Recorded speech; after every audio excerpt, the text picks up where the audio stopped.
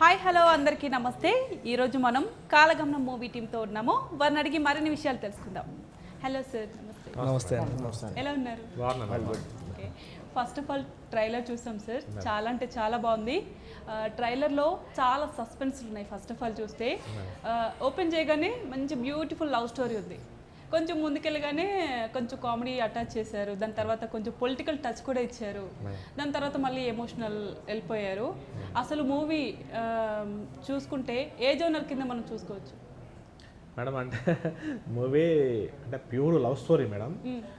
Same time అన్ని వర్గాలకు సంబంధించినటువంటి అన్ని ఏజ్ల వారికి కనెక్ట్ అయ్యేలాగా మన సినిమా స్టోరీ ఉంటుంది మేడం. అంటే పిల్లలకి ఏం కావాలో అది దొరుకుతుంది, పెద్దవాళ్ళకి ఏముంటే బాగుంటుంది అనిపించింది అది దొరుకుతుంది, యూత్కి ఏం కావాలో అది దొరుకుతుంది. మన సినిమాలో అంటే ఎట్లా చెప్పాలంటే మంచి బిర్యానీ అన్ని సమపాళాలు వేసి పెడితే చాలా బాగుందని హ్యాపీగా తినేలాగా తృప్తి పడతాము.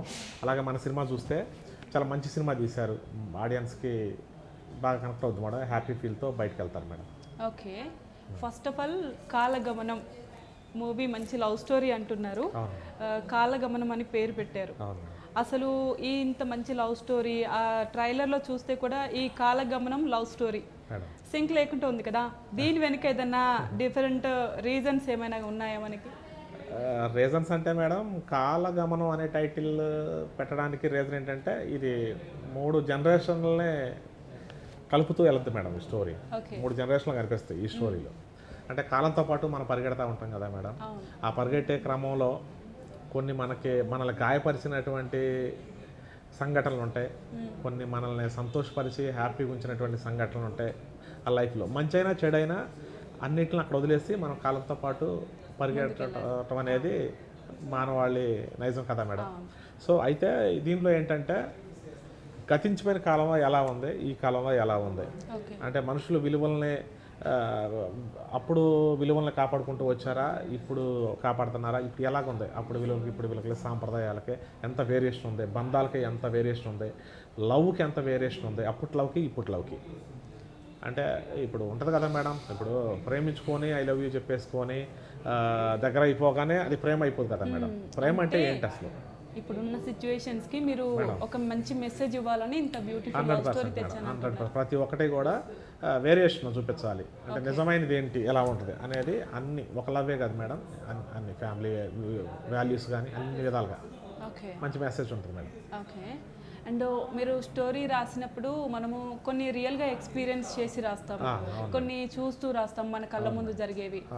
అండ్ మీకు మీ రియల్ లైఫ్లో ఇలాంటి సిచ్యువేషన్స్ ఏమైనా వచ్చాయా స్టోరీ రాసేప్పుడు?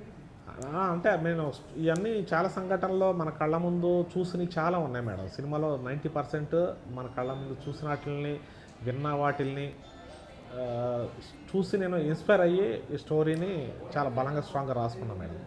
రాసుకోవటం వల్ల ఇదేంటంటే మేడం ప్రతి ఒక్కరికి చాలా దగ్గరగా ఉంటుంది స్టోరీ. అంటే అరే ఇది మా ఇంట్లో జరిగేదే ఏం తీసాడు ఏంటి, మా వీధిలో మొన్న జరిగింది కదా ఇలాగే, మా ఊర్లో ఇలాగే జరుగుతుంది కదా ఇప్పటికి, ఇది నిజమే కదా అని ఆలోచింపజేసేలాగా ఉంటుంది మేడం స్టోరీ. అట్లా రాశాను. అమ్మ, మీరు ఈ మూవీలో మీ రోల్ ఎలా ఉండబోతుంది? Totally different.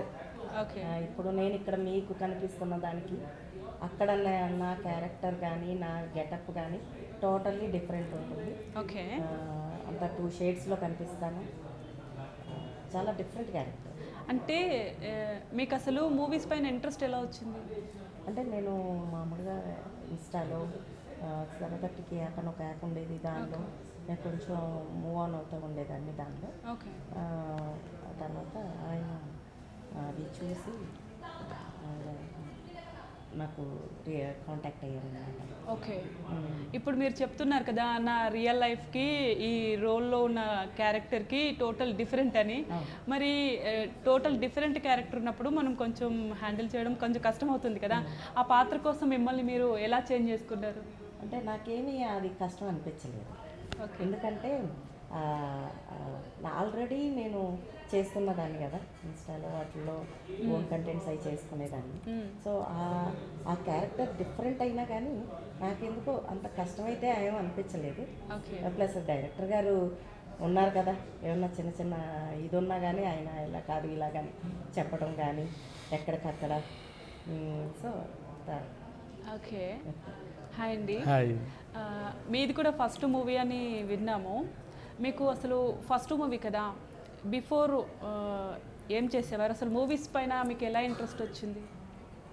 మూవీస్ అంటే యాక్టింగ్ అంటే చిన్నప్పటి నుంచి ఇష్టం అండి. ఓకే. అలా నేను ఇంతకుముందు చేశాను. చేసిన తర్వాత రెగ్యులర్గా నన్ను సోషల్ మీడియాలో ఎక్కువ ఉండేవాళ్ళం. అలా అన్నయ్య పరిచయం అవటం, ఆ పరిచయం అయిన తర్వాత తమ్ముడు ఒకసారి కలవాలంటే కలిసిన తర్వాత ఈ స్టోరీ చెప్పాడు. ఇలా ఈ స్టోరీ కోసం మేము ఒక 2 years ట్రావెల్ చేసాం. అన్ని లొకేషన్స్ అరకు అలా వెళ్ళి లొకేషన్ చూసుకొని ఆ తర్వాత మూవ్ స్టార్ట్ అయింది. డైరెక్ట్గా ఇంతకుముందు నేను చేశాను అంటున్నారు కదా, ఏమేమి చేశారంటే లైక్ ఎలాంటి ప్రోగ్రామ్స్ లాంటివి, మూవీస్ లాంటివి? ప్రోగ్రామ్స్ చేశాను, సీరియల్స్ చేశాను, షార్ట్ ఫిలిమ్స్ చేశాను, థియేటర్ మూవీస్ చేశాను, లీడ్ క్యారెక్టర్లు చేశాను, థియేటర్ 70mm స్క్రీన్స్ చేశాను. ఓకే. ఇవన్నీ చేయడానికి ఇప్పుడు ఇంత పెద్ద మూవీ చేయడానికి చాలా లాట్ ఆఫ్ డిఫరెన్స్ ఉంటుంది కదా మీకు. ఇప్పుడు మెయిన్ రోల్ మీరు ఇక్కడ మొత్తం మీరు నడిపించాల్సి వస్తుంది కదా, మీకు ఎలా అనిపించింది? ఎలా అనిపించిందంటే బాధ్యతగా తీసుకున్నామండి. అంతే అంతే. అంటే నేను ఒక్కననే కాదు, మూవీకి పిల్లర్స్ ఇంకా చాలామంది ఉన్నారు. అందరం కలిసి మంచిగా మూవీ చేసాం, చాలా బాగా వచ్చింది. ఓకే. అంతే. హాయ్ అండి. హాయ్ అండి. ఈ మూవీలో మీ రోల్ ఏంటి, అసలు ఎలా ఉండబోతుంది? ఒక ఇంపార్టెంట్ కీ రోల్ అండి. ఓకే. రెస్పాన్సిబిలిటీస్ తీసుకునే ఒక వ్యక్తి డెసిషన్స్ ఎంతవరకు తీసుకెళ్తాయి అన్నది, ఆయన మాటకు కట్టుబడిన కుటుంబం ఏమవుతుంది అన్నది ఓకే. సినిమా చూస్తే మీకు April 17న మొత్తానికి సస్పెన్స్ అలాగే ఉంచి ఏదైతే ట్రైలర్లో ఇచ్చారో అదే చెప్తున్నారు. అంటే మీరే ఇంకా బాగా విశ్లేషించారు మేడం. స్టార్టింగ్ అంతా ఫ్యామిలీ, ఆ తర్వాత ఒక కామెడీ, పొలిటికల్, ట్రైలర్ని బాగా అనలైజ్ చేశారని మాత్రం అర్థమవుతుంది. మీరు సస్పెన్స్ పెట్టారు సార్. ఇప్పుడు ఈ క్వశ్చన్స్ అడిగినా కూడా ట్రైలర్లో ఏ సస్పెన్స్ ఉన్నాయో మీ ఆన్సర్లో కూడా అవే సస్పెన్స్లో అలాగే ఉంచుతున్నారు. కొంచెం రివీల్ చేయొచ్చు కదా, ఆ క్యూరియాసిటీ జనాల్లో ఎక్కువ పెరుగుతుంది కదా. రాజా రివీల్ చేసినట్టు ఈ సినిమాలో చాలా పిల్లర్స్ ఉన్నాయి, అందులో నేను ఒక పిల్లర్. కామెడీ సీన్స్ ఏమైనా ఉన్నాయి సార్ మూవీలో మీకు? ఉన్నాయి మేడం. చాలా బాగా పండించుంటారు కదా. నాకా అంటే కామెడీ సీన్స్ ఆయనకేం లేదండి, కామెడీ. అయినా కూడా కొంచెం పెట్టాల్సింది సార్, చాలా బాగా పండిస్తున్నారు.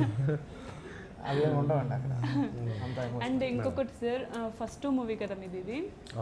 మీరు స్క్రిప్ట్ రెడీ చేసుకున్నప్పుడు మీకు ఎవరైనా ప్రొడ్యూసర్ దొరికితే బాగుండు అనిపిస్తుంది, ఎవరికైనా అనిపిస్తుంది.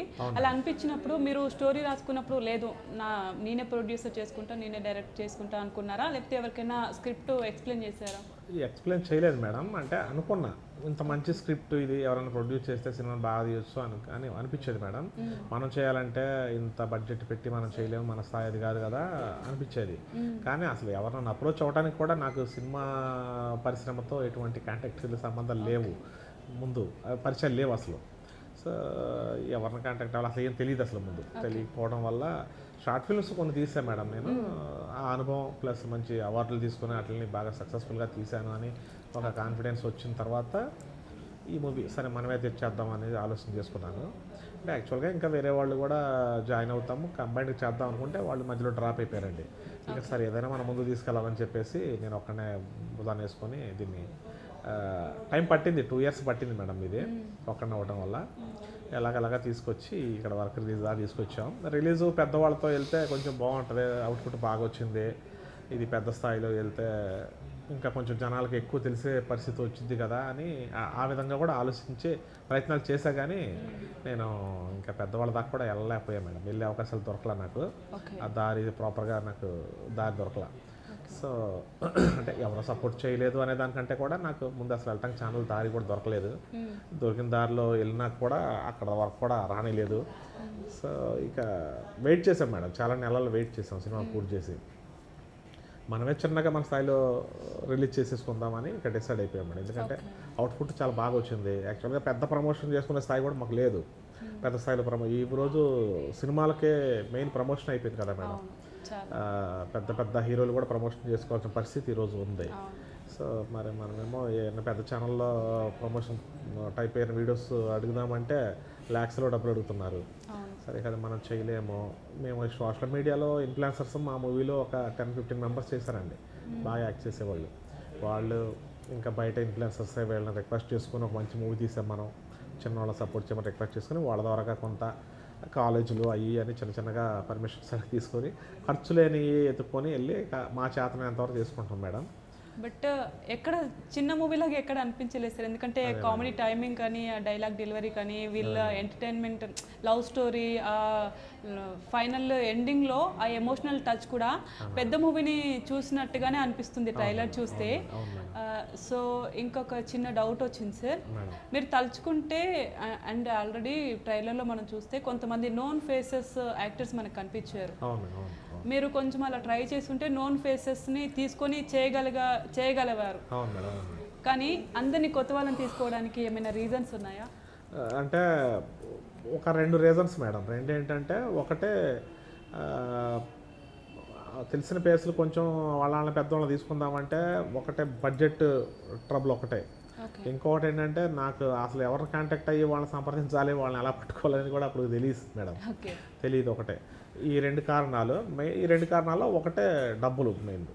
అయితే కొత్త వాళ్ళని పెట్టుకోవడానికి రీజను డబ్బులు ఒకటేనా మేడం, ప్లస్ ఈ సోషల్ మీడియాలో ఇన్స్టాగ్రామ్ కావచ్చు, యూట్యూబ్లో కావచ్చు, ఇప్పుడు చాలామంది ఎక్సలెంట్గా యాక్ట్ చేస్తున్నారు మేడం. చాలామంది వీడియో చూస్తూ ఉంటే ఒక సినిమాలాగా ఉంటాయి వాళ్ళు తీసే సిరీస్ కానీ ఏదైనా కావచ్చు.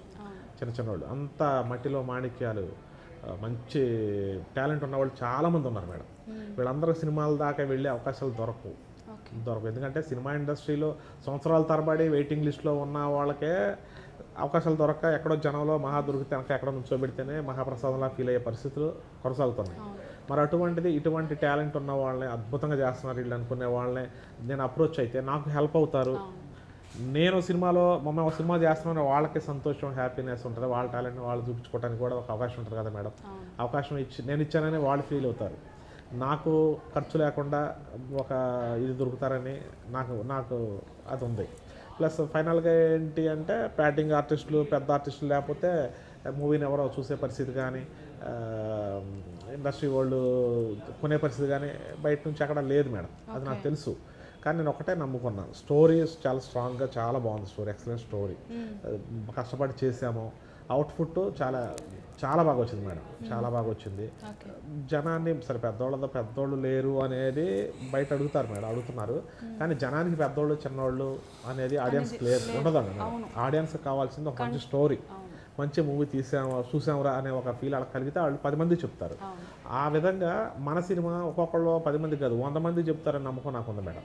సినిమాకి వచ్చి వన్స్ చూశారు అంటే వాళ్ళని రప్పించడమే మాకు కష్టం, ఇప్పుడు కష్టమైంది. కానీ వచ్చి చూశారు అంటే ఖచ్చితంగా బయటికి వెళ్ళి ఒక మంచి సినిమా చూసామని చెప్తారు మేడం. సో అలాగైనా కూడా మన సినిమా 10 మందికి చేరిద్ది అనే నమ్మకంతో చేసాం మేడం. అదే నమ్మకంలో ఉన్నాం మేడం. మీరు అన్నది కరెక్టే సార్. నిజంగానే ఇప్పుడు ఎంత పెద్ద సినిమా అయినా సరే కంటెంట్ బాగాలేకపోతే సరిగా ఆడను ఉన్నాయి. చిన్న సినిమాలు కూడా పెద్ద సినిమాలకి పోటీగా పడి కూడా సక్సెస్ అయిన సినిమాలు ఉన్నాయి.